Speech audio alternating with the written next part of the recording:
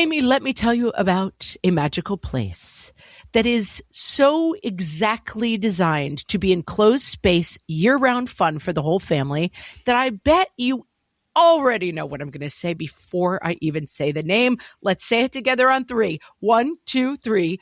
Great Wolf Lodge. You got it, Amy. My kids loved Great Wolf Lodge when we went. You probably already know that it has a huge indoor water park with a wave pool, lazy river, a bunch of massive water slides. But then your pack can hit the other attractions because, wait, there's more. Great Wolf Lodge has adventure-packed attractions like Magi Quest, a live-action game kids can play throughout the lodge, plus the Northern Lights Arcade. Spent some quality time there, so your kid who loves the lazy river and your kid who loves fantasy games will both have a great time. Great Wolf Lodge also offers great dining options and complimentary daily events like nightly dance parties, all under one roof. Unpack the car once and you're settled in to have fun. And with 22 lodges across the country, you're always a short drive away from adventure.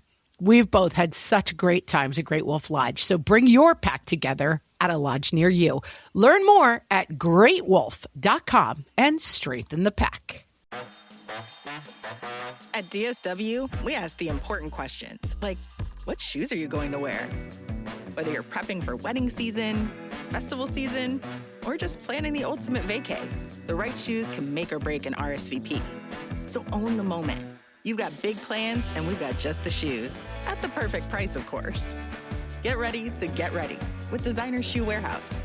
Head to your DSW store or DSW.com today and let us surprise you. Like if somebody says something you disagree with, you roll your eyes, you go into the kitchen, and you talk bad about them. What fresh hell? Laughing in the face of motherhood. So a near-miss effect, a player is encouraged to continue playing a game because the previous try appears proximal to a win. With Margaret Abels and Amy Wilson. If I touch this thing 3 times, then my kid, who I'm worried about passing the exam, will pass it. A podcast that solves today's parenting dilemmas so you don't have to. We're going to call this episode How to Get Better at Wordle. Hello, everyone, and welcome to What Fresh Hell? Laughing in the Face of Motherhood. This is Margaret. And this is Amy. And this week, we're going to talk about even more reasons why we think the way we think. Because we love these episodes, you and me. I loved this. I mean, I think about a lot of things that we talk about, but the episode we did about like how we make decisions, I quote it all the time to myself, to other people. It just really lit me up. So I'm excited for today. That was about like razors and how you make a good decision. Chesterton's fence and those sort of course, the Chesterton fence. Right. We all know about that now. I don't even remember what the Chesterton fence was, but Chesterton's fence was don't remove a fence that's there for reasons you don't understand. So you know what it's for. It's such a good one. It is a good one for new daughters-in-law on the scene, right? Saying, why do you open presents on Christmas Eve? It's supposed to be Christmas morning. Chesterton's fence. Chesterton's fence. Young lady. Young lady. Spoken as a woman closer to being a mother-in-law than a daughter-in-law. Right. That's right. I mean, unfortunately, that's true. So yes, take it from me. Amy is definitely switching teams on us. So today we're talking about effects, which the definition of an effect, psychological changes in an individual or a group that can be attributed to a certain cause. So we're going to talk about the most famous example is the placebo effect. So we can talk about that first. But these are the effects that shape the way we think and why they shape them. Yes. Well, let's talk about the placebo effect because I'm not sure everybody knows. I mean, I feel like it's a term you hear more and more, but let's just define it. I mean, I need to define effect versus affect still. I still have trouble with those two, but I think I get it. We're not the grammar girls. We could do an episode on that too. I know. Grammar podcast next for me. A placebo is a substance or treatment which is designed to have no therapeutic value, like a sugar pill or a saline injection. So if the placebo effect, using it in your own life, might be you give your child who says they have a tummy ache an M&M and say, this is going to make you feel better. This is going to make your stomach ache go away, and they eat the M&M and then they feel better. 10 minutes later, that's the placebo effect happening. Taking medicine or doing something healthy can make your brain think that the body is healing. Not because you're a dum-dum, but because it has that effect on your brain. Yes, this is so fascinating and so deep about how the brain works. I have a lot of sleeping problems that I've talked about, just have always struggled with sleep. And for a while, I was taking a Benadryl before bed. And then, of course, I couldn't sleep if I didn't take a Benadryl. And my doctor said, it's not actually helping you sleep at all. It's just that it's part of your ritual of going to sleep. And without it, you feel like you can't sleep. But she said, just cut them in half, take a half of Benadryl, isn't not going to do anything to you. But the role it is playing is not medicinal anymore. It is placebo. Super interesting. Yes, placebos can actually, they change how you perceive yourself. So it can help with pain, it can help with sleeplessness, it can actually help with symptoms because your brain is perceiving it as being helpful, even though it's not actually impacting the disease or whatever's causing the thing. It works. It works so much that they've done, there's a lot of ethical quandaries around placebos, whether or not you can lie to people about their medical care and stuff. There's a lot of problems with placebo effect. So just using myself maybe for an example, if somebody handed me a sugar pill and said, this will cure your anxiety, if it worked, that would be great. But there's some ethical problems with a doctor giving you a sugar pill and telling you it's an anti-anxiety pill. So it's complicated. But even in surgeries, people have done knee surgeries on people. And it's oh, you fixed it. That's what I needed. Where you just open up the knee, close it back up and say, we fixed it. It's crazy how strong it is. There are sort of ethical questions around it, but it is part of a medicine being proven effective. In order to prove that a medicine, I'm thinking of a migraine medicine I know about, that you give it to people with migraines, but only half of the people are actually getting the new medicine they're trying and half are getting a placebo. And when you sign up for the study, usually, that you might be, these days, that you might be getting a placebo and you might be getting the real thing. And right, but you don't know which one you actually got, right? You don't know. And this is a statistic I found. About 50% of drugs that they trial fail in the trial stage because the placebo in the study is proven to be just as effective as the medicine that they're testing. It's wild. It's wild. I could do a spin-off podcast called Placebo Effect and just talk about it all day long because... But have you heard of the nocebo effect? I don't think so. I hadn't either. Learn about the nocebo effect. It occurs when the recipient of an inert substance reports a negative effect or a worsening of symptoms. If you make me take that Benadryl, it always gives me constipation the next day. And you're going to take the Benadryl the next day. See, I knew it. Now now I don't feel well. Now I feel very bloated. And it's because of the Benadryl, even though it's not. But you predicted ahead of time that it would cause that. Yeah. This is something that happens all the time too, that I have a doctor friend who talks about it and it's oh, I'm allergic to whatever. And it's you just had a bad experience with it once. Maybe. It's just food poisoning. That's another option that probably if it led to extreme vomiting all of a sudden, it might not be an allergy. That's sometimes not how allergies work.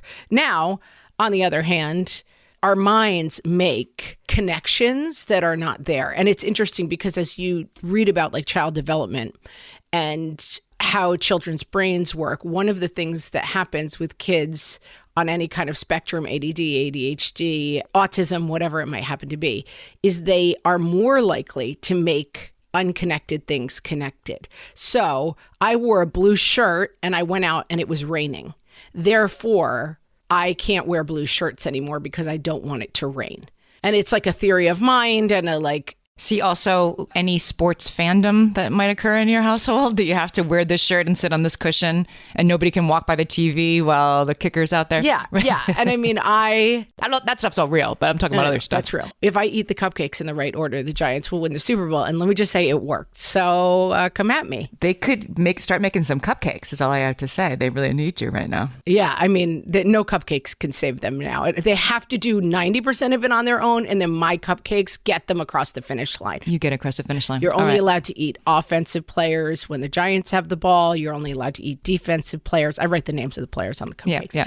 It's a whole thing that I'm going to write an insane novel about one day. It will be self-published almost certainly. But this is something, it's interesting. I have an OCD problem and it's just funny. Why does my brain connect if I touch this thing 3 times, then my kid who I'm worried about passing the exam will pass it? And what's crazy about it, and I've talked to therapists about it and continue to work on it, is that even when my therapist's like, there's really no connection, I'm like, of course not. But there's a huge part of me that is But like, it worked, right? It did work yesterday. You know what I mean? It worked. And that's the other thing that's interesting, because I've been working on this a lot recently, is that you only see it working. You only pick up that it's working when it happens. Like, you dismiss all the times it didn't work. You dismiss all the times you touch it and your kid still failed the test. Yes. But you gather information based on, oh, see, it did work. See, the Giants did win. Now, if the Giants had lost after all my cupcake eating, I would have just been like, oh, yeah, of course it didn't work. But since it worked, I'm like, I'm back to the cupcake making. Or it worked like the last time you did it, you adhere to that. Yeah. The near miss effect. A lot of these I hadn't heard about, but then as with Chesterton's fence, you're like, this is great advice. Or like, oh, I know what this is. I totally get it. So a near miss effect, a player is encouraged to continue playing a game because the previous try appears proximal to a win. You think about a slot machine. Machines. Oh, yeah, right. Exactly. Every time you almost won. It was 3 cherries, and a clown, right? You didn't win, but you almost won, which keeps you playing, and it gives you a higher motivation. The near miss increases the dopamine, increases your heart rate, and encourages you to try again, to keep doing what you're doing, even though the chance of winning is, of course, exactly the same. I feel like I've heard about this as a just right book for kids. The teachers will sometimes say, like, it's a book that challenges their reading ability. You're going to find 2 or 3 words in a chapter that you don't know, that you've got to keep kids reading at a level that is a little bit more advanced for them to keep them kind of engaged and interested in it. I don't know. I haven't seen studies about it. A teacher just told me that, and I was like, that makes sense. I've definitely fallen for this. I don't really gamble, but like at carnivals or whatever, like, oh, I almost got it. And if I just play the game again and hit the big hammer,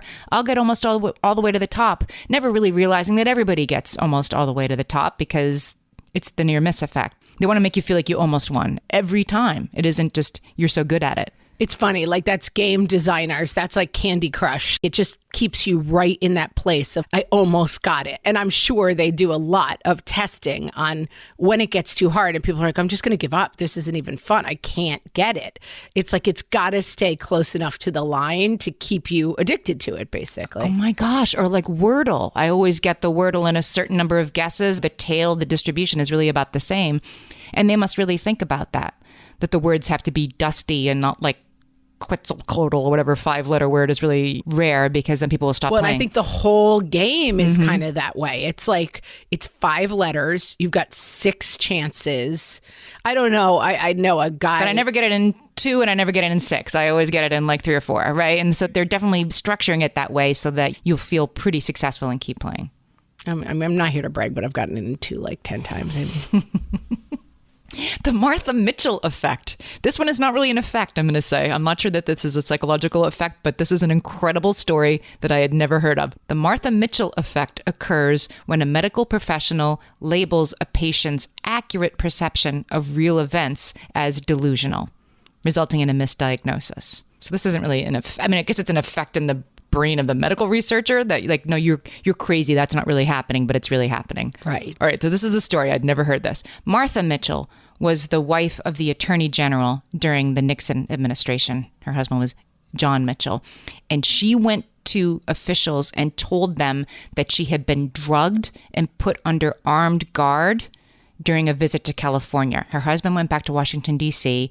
She said that they've drugged me and there were guards outside my room so that I can't leave the hotel or make any phone calls. They attributed this to mental illness. They were like, you're crazy, Martha. Right. They like probably locked her up for a while. I don't know what happened next, but they definitely didn't believe her. And everything she was saying was later proven to have been exactly true. The Watergate investigation was like, oh yeah, they totally did drug her and guard her hotel room and wouldn't let her leave. That happened. There's a really harrowing documentary about, I think it's called American Nightmare, but I wouldn't swear to it, but you can Google it and find it, about a woman who is kidnapped and they put like black painted swim goggles on her and kidnap her, and then eventually just like open the door and let her go. And her boyfriend seems sort of squirrely to them. And they're just like, you guys clearly did this to yourself. Like, this is not a real story.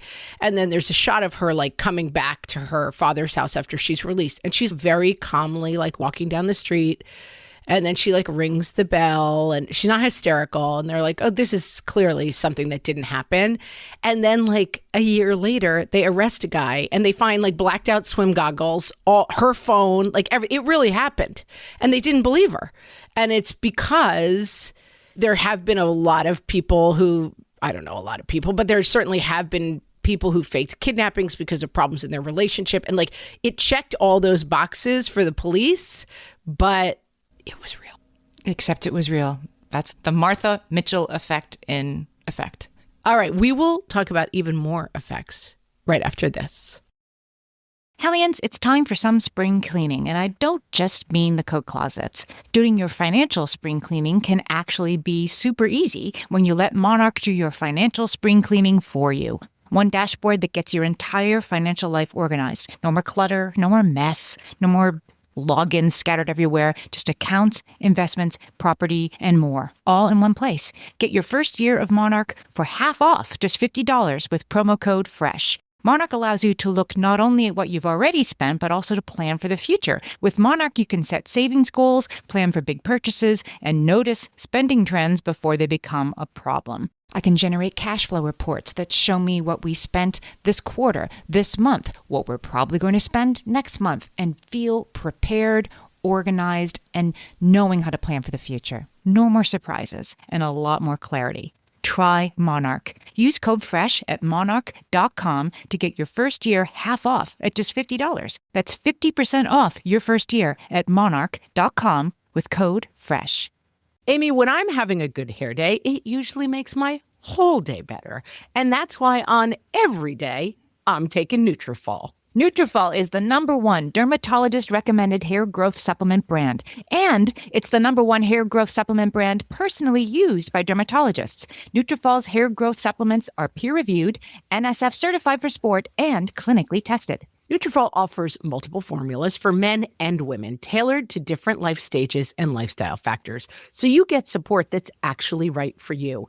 Adding Nutrafol to your daily routine is easy. Order online, no prescription needed, with automated deliveries and free shipping to keep you on track. Let your hair be one less thing to worry about. See visibly thicker, stronger, faster-growing hair in 3 to 6 months with Nutrafol. For a limited time, Nutrafol is offering our listeners $10 off your first month subscription and free shipping when you visit Nutrafol.com and enter promo code LAUGHING. That's Nutrafol.com, spelled Nutrafol.com, promo code LAUGHING. My favorite skincare products actually feel more like self-care, like they're so nice to put on and they smell so good that I'm actually happy when I get to that part of my day. And I swear that is how I feel about Osea's anti-aging body balm. Amy, you are usually the lotions and potions queen on this podcast, but I have to say, hard agree. Osea's anti-aging body balm is a liquid silk body balm that combines the lasting hydration of a lotion with the firming power of a serum, leaving skin smoother and firmer. This body balm is clinically tested and designed to deliver visible results you can see and feel. So we've gotten to use this product for a couple of months now, and I swear I have really noticed firmer and smoother skin, like on the back of my hands. It's like getting a mini spa treatment from head to toe. Get a spring-worthy glow with clean, clinically tested skincare from Osea. And right now, we have a special discount just for our listeners. Get 10% off your first order site-wide with code FRESH at OseaMalibu.com. That's 10% off your first order with code FRESH at OSEAMalibu.com. Amy, tell me about the observer expectancy effect.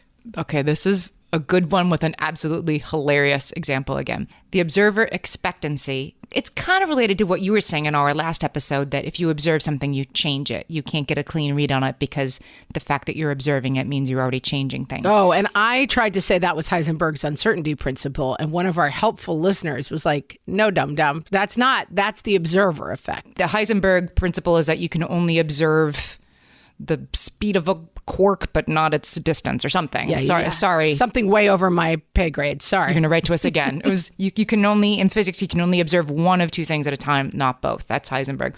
The observer expectancy effect is part of this idea that if you're a researcher and you're out to prove that the placebo effect will apply when it comes to this drug, and then even if you try not to, you're going to influence the results of the experiment. It's called confirmation bias. This is what we were talking about in the first segment. That's it. Confirmation bias is when you only see the information. See, I was right. He does never listen. That's confirmation bias. Right. And my confirmation bias is I saved the Giants and I helped them win the Super Bowl by eating cupcakes in the correct order. But I don't notice the 400 games where that doesn't work, such as see this entire season. Right. You overlook the information that doesn't fit what you already think is going to be true. So how they proved that this exists, there was a horse named Clever Hans. This is like 100 years ago. I have a story about this. You know about Clever Hans? Not only do I know about it, I have a side story. So tell us about Clever Hans, and then I've got a topper. This has become a Clever Hans podcast. So Clever Hans was a horse, and its owner said that it could do arithmetic, like what's 6 plus 2, and it would, paw the ground 8 times. Paw the ground 8 times if you said what's 6 plus 2. Right. And how could this be true? So psychologists set out to investigate whether it was true and how this could be happening. And they pretty quickly figured out that it wasn't fraudulent, that the horse really was answering questions. But it couldn't be that the horse knew math, or was it? So they're like, how do we figure this out? Turned out that the horse, even if the owner wasn't asking questions, the horse could still answer these math questions correctly. So that really threw them. It wasn't like the owner was winking or something.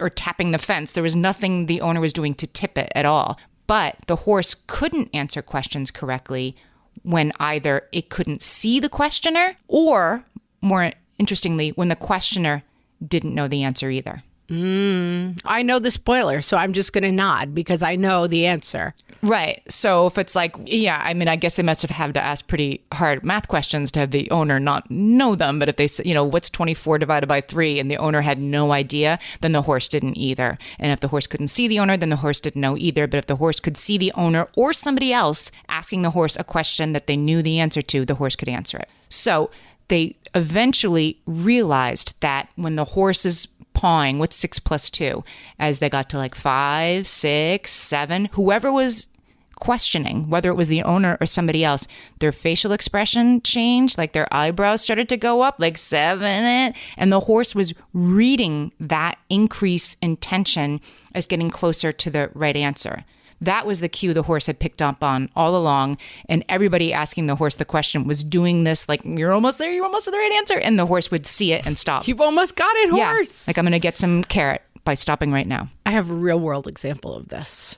My husband and I, when we were dating, were in a very, very bad accident in which my husband was very badly injured, and he ended up in the hospital.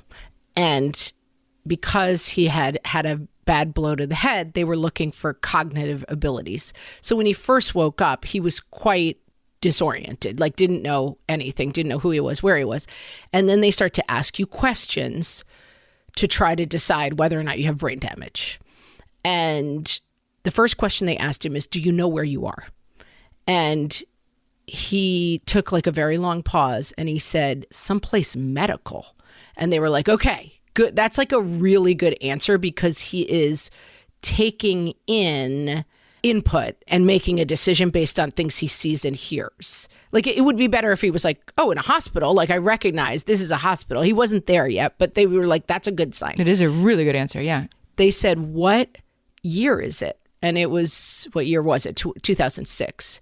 And he was like, 2001? No, 2002. And he kept going. And then he got to 2006 and everyone was like, and he's like, it's 2006. He did exactly the same thing the horse did, which is he was reading people's faces.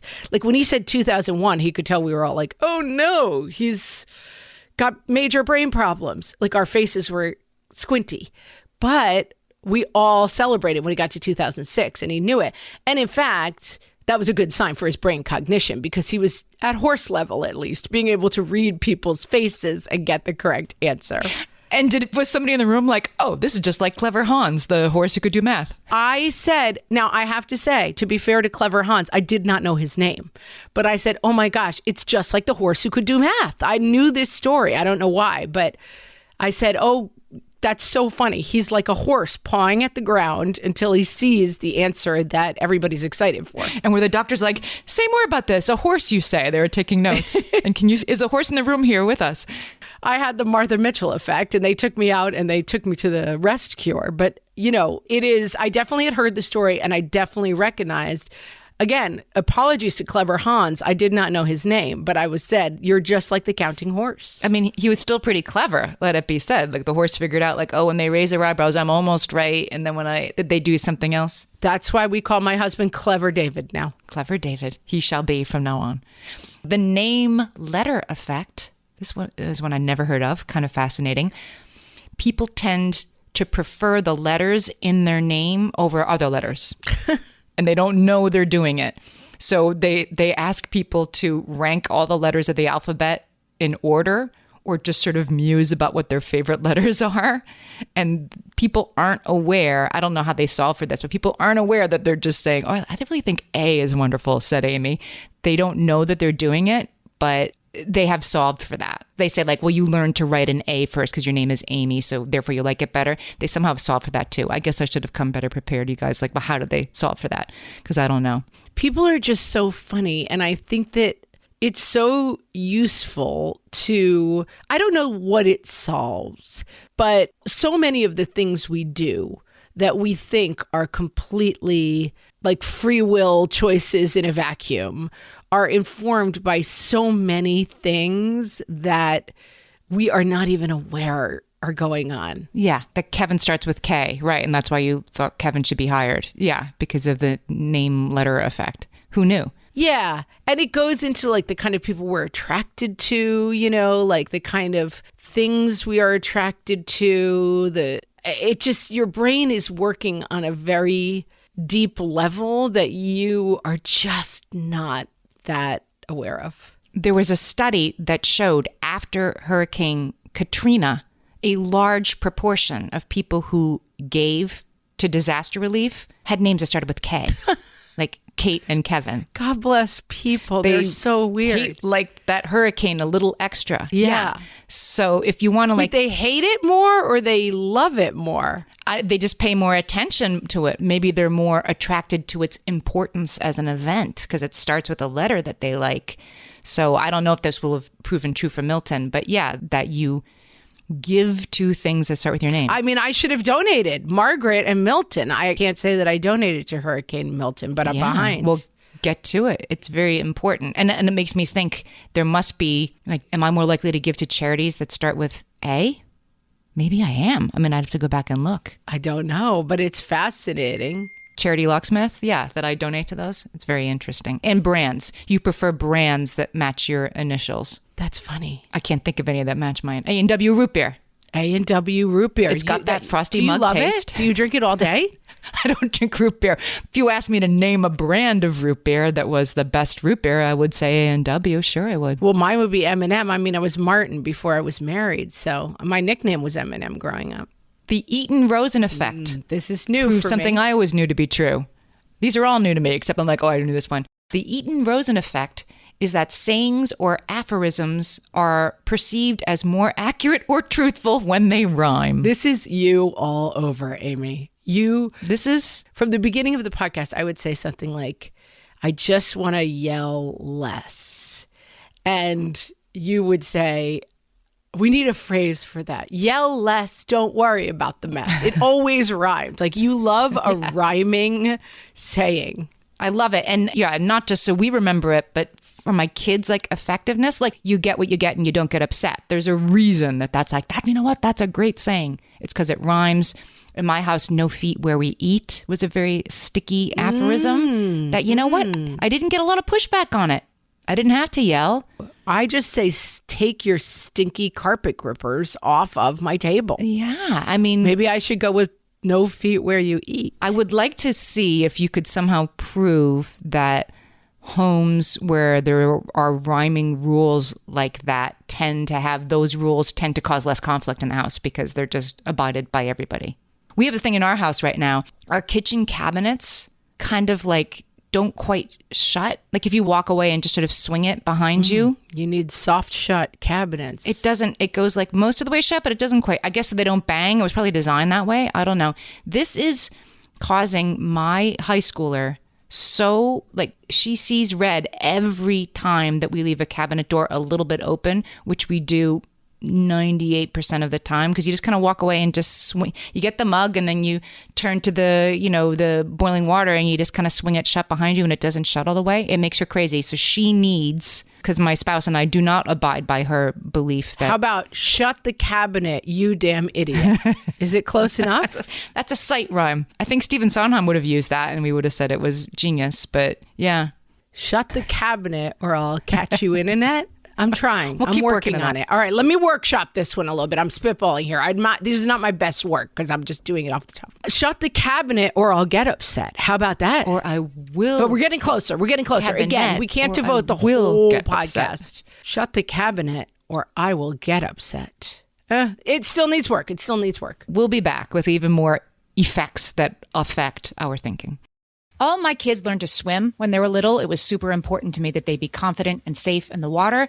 There was only one problem with that, taking them to swim lessons. I mean, the pools were freezing. There were always cranky adults doing laps right there. And it was definitely not, for any of us, what you would call fun. Amy, heard. But now there's Goldfish Swim School. Goldfish takes a really thoughtful approach to swim lessons, combining research-based teaching with a warm, kid-friendly environment that actually helps kids thrive in the water. Every detail at Goldfish is thoughtfully designed to create a golden experience, from shiver-free, warm indoor pools to comfy waiting areas for parents to professionally trained lifeguards on deck. Goldfish uses an approach called the science of swim play, which combines guided play with proven teaching techniques to help kids learn to swim, build water safety skills, and gain confidence, all at their own pace.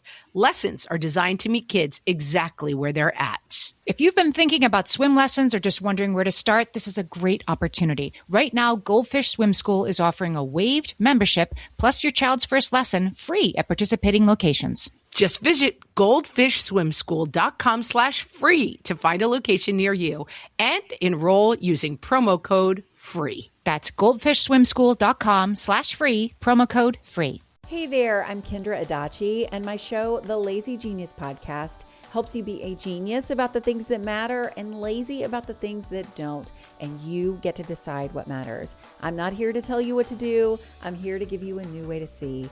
Episodes of the Lazy Genius Podcast are full of compassionate time management tips and permission slips to do what makes sense for you. New episodes drop every Monday. Follow and listen to the Lazy Genius Podcast on the free Odyssey app or wherever you get your podcasts. And now, your guide to the lesser-known parenting styles. From the What Fresh Hell podcast. The Groundhog Mom. Sticks her head out every once in a while to check her kids are still alive before immediately burying herself back in level 6,718 of Candy Crush.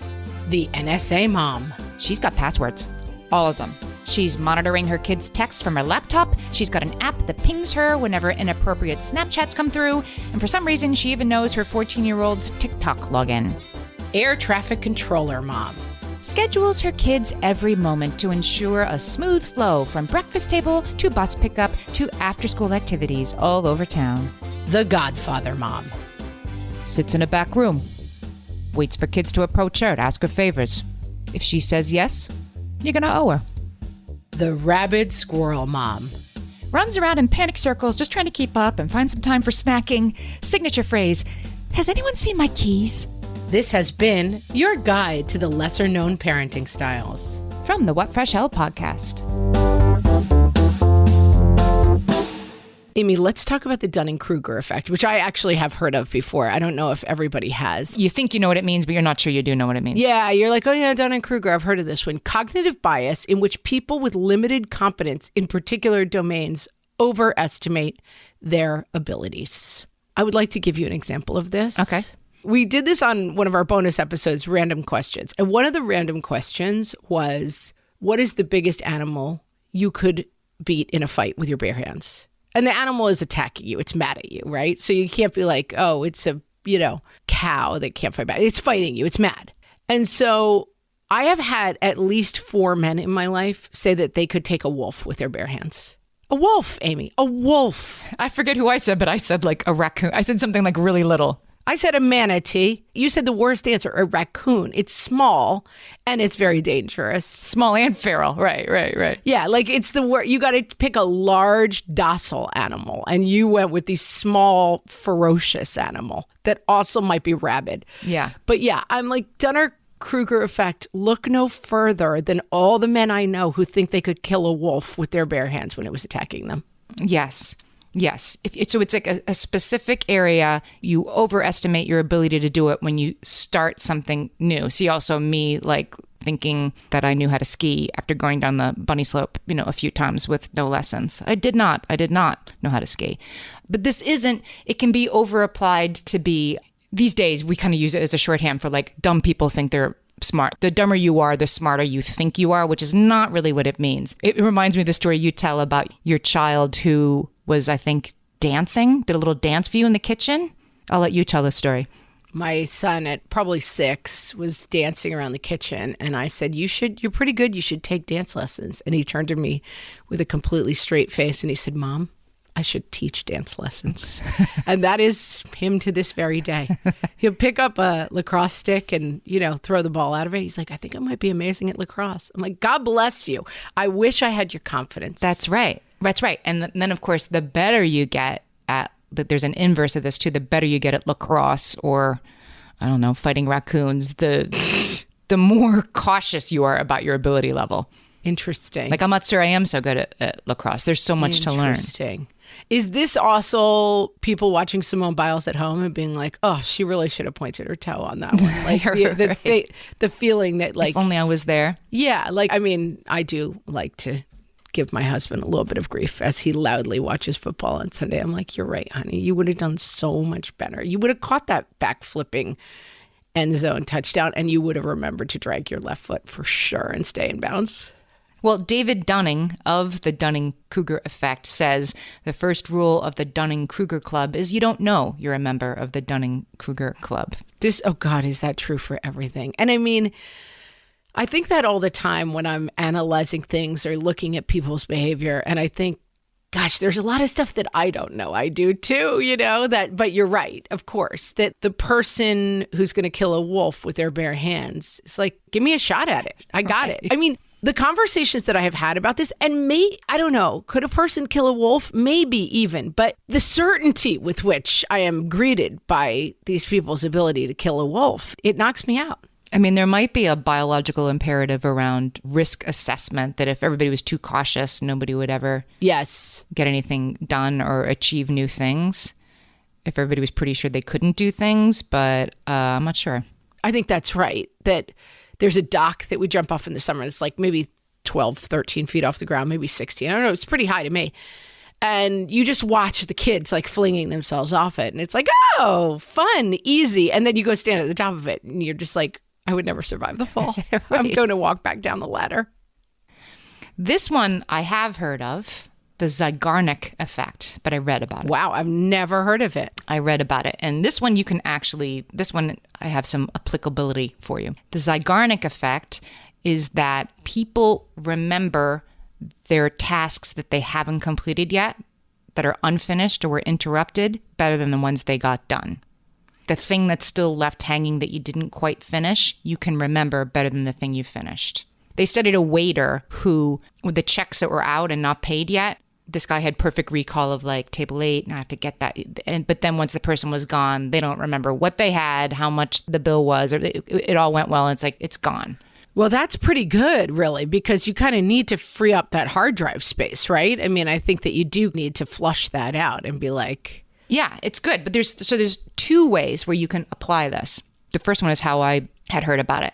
When you are getting things done, right? When you have your list of stuff you have to get through in the day and you want to make it visible, you want to know what your things are instead of just check email a day, okay, I'm going to do these 3 things or these 5 things or whatever, that you want to have a little bit of a ritual of you wrote it on a Post-it note and you crumple it up and throw it away, or you literally cross it out. on your to-do list. You do something to tell your brain, I'm done thinking about that, because that's how you indicate that, like, okay, I bought those plane tickets, I'm done thinking about them. But you have to tell your brain that so that you can move on to the next thing without any detritus, cognitive, hang.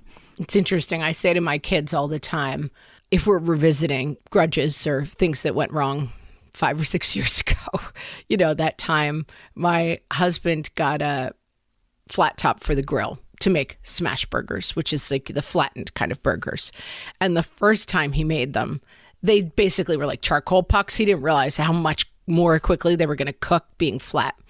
And the kids are still like, don't burn them. I mean, now we've been doing it for, a year and a half. And I often say, let's just all mentally put a check next to that. I feel that effect of we need to somehow write down on a Post-it, like Dad burned the burgers, and crumple it up and throw away. Like, how can we stop revisiting this thing? It's a good point, right? We need a little more Zeigarnik effect. Yeah, a little more closure. Right, to that thing you're still a little bit annoyed about. The other flip side of this that I'd never really considered, but another study suggested that students who took a break during their studying to go play Frisbee or go to the dining hall with friends or whatever for a while and then went back to studying did better on the test the next day than kids who just studied in one big chunk unbroken. That taking a break and actually leaving it hanging, that you have to go back and do it, makes it more sticky in your brain. Yeah, because your brain, there is obviously a way that your brain continues working on something that its nose still is in like your active pile. I find that a lot when I'm trying to write something or get something done, or I'm trying to write a eulogy, let's say. I've done a couple of times, and I often will just sit and think about the person and write down qualities and just like really just start thinking about the person, maybe with a piece of paper in front of me. But the most important step is then I go for a walk for an hour. And then when I come back, it's like the stuff has risen in my brain. I'm like, if I walk, my brain will do this work for me. Right. Whereas if I could sit in front of the piece of paper the whole time, I might get really locked up. I've done that many times. Like I can't think of what the ending to this chapter should be, whatever. Just, go for a walk for a while. Or Wordle. When I'm stuck with Wordle, like, this is it. I don't know. Like, there is no word. I don't know. If you just put it away and then come back, even in 20 minutes, it's like, oh, it's this. It's Dusty. You immediately, it just drops in immediately. So that must be the Zeigarnik effect. And also sometimes I think you come at it. I was just saying this about Wordle to my husband. Sometimes it's like you have the wrong sound attached to one of the letters in Wordle. I'm thinking like it's a hard A and it's a soft A. And it's like your brain also clears out some of your ideas. It's a really good idea to take a break and look at something fresh, because you're like, it's a knot you need to untangle and you're just doing the wrong thing. You should be really good at Wordle by the end of this episode, by the way, guys. Right.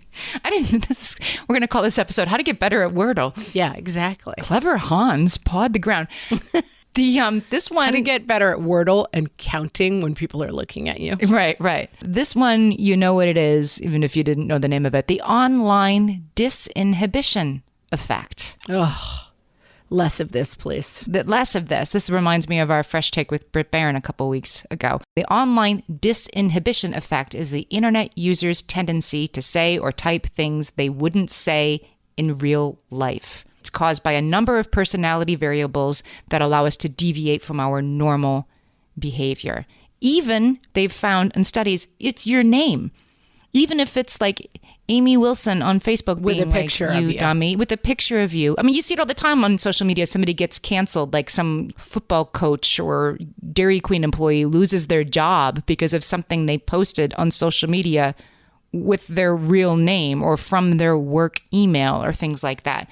Well, and I've also seen a lot of this is like TikTok. I'm not talking about things that I really know about in real life, but I trust TikTok. Why wouldn't you? People who do the thing where someone writes them is like, Amy Wilson, you're a dumb face and I hope you die. And then on your TikTok, you're like, let's go find that person. And you like knock on their door and they're like, oh, I'm so sorry. I was just blowing off steam. I don't know what made me say, like the minute they have to confront you face to face is when humanity kind of comes back into it. And I do think writ large, and I talk to my kids about it, that social media is a worse version of humanity, and that you really have to sometimes have the experience of confronting your own words and trying to think about. And I also think I see it a lot right now as people I think are just very keyed up and stressed in general, that the fighting in cars is out of control right now. And I think it's, again, like people have this anger. They have this kind of unspoken anger either towards the world or to like each other in some writ large way. And everybody's in their cars cutting each other off and flipping each other off and piping and honking and, rah, you idiot. And it's like people want to let that angst and anger out. And even though online is not anonymous, and even though being in your car is not really anonymous, the ability to just scream, you idiot, at someone out of the window. And I mean, I'm looking at myself. I got into like a whole thing with somebody in another car 2 days ago. And I'm like, what am I doing? But I was a little bit lost. I went to move over. They were like, acting as if I cut them off. I'm like, I'm lost. I got a kid in the car. And I'm screaming this out the window. Like, guess what? They don't care. That's interesting. The proximity, the person's right there, but something about like, I'm behind a glass and metal partition and you're also behind a glass and metal partition. So you are not a human being. You are just somebody for me to yell at. Yeah, that's right. And I think, it's funny, like culturally that's sports and like teams, and we have outlets for the sensation of like, we want to yell at each other. And so like, let's all put on different colored jerseys and watch a bunch of people play football, and then we can all scream at each other. It's obviously some sort of deep societal or personal need to have those interactions. Right. But it does make sense to me that like the comment section thing where people get so nasty and so personal, and I do believe you probably wouldn't do it in real life, that there's just something about it that makes everybody more disinhibited. And then we bring it into the public square. Then we do bring it into the Starbucks with us, and that's not so great. But even I think it's face to face. I can think about social media debates in which I've seen friends of mine or members of my family get into crazy hostile debates on a comment thread. And I think it's the ability to like read it, take it in, think of a response. Whereas if we're all at a cocktail party or a Christmas ornament exchange, people are just not doing that. Like if somebody says something you disagree with, you roll your eyes, you go into the kitchen and you talk bad about them. Like that's how we do it. But somehow online, it's like, I cannot let this go. I must respond. There is literally a blinking cursor saying like, what do you want to say back? Yes. It's not the best, I think. I think we all could maybe do less social media. Yeah, maybe not the best. Well, I hope that these reasons why you think the way you think, you'll think of Clever Hans next time that you're giving somebody the answer they want. It's so applicable. Every day I think of Clever Hans ever since. New Clever Hans merch coming soon to the What Fresh Hell Tea Public. And let's all remember Martha Mitchell, the woman who said people were drugging her and keeping her from leaving her hotel room, and they didn't believe her, but she was telling the truth. Fun fact, if you need something to watch, I didn't see it, so I don't know if it's good, but Julia Roberts did make a movie where she starred as Martha Mitchell. I don't know the name of it, but you could just Google Martha Mitchell, Julia Roberts. She did make a movie where she played her, and this all played out. Didn't watch it. We'd like to talk to you guys about What Fresh Hell Plus. If you support this show by listening to the ads in our episodes, we love you. Thank you for doing that. The ads make our show possible, and we really appreciate that you listen, that you go check out our sponsors. They know, if you go to a website and you say What Fresh Hell sent me, or you use the code, it really helps the show. So that is definitely one way you can help our show and listen to our show for free.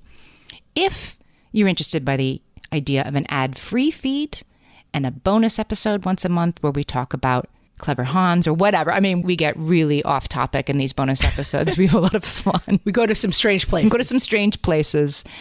Join our Supporting Cast subscription. You go to whatfreshhell.supportingcast.fm or just follow the link on our website or the link in the show notes for this episode.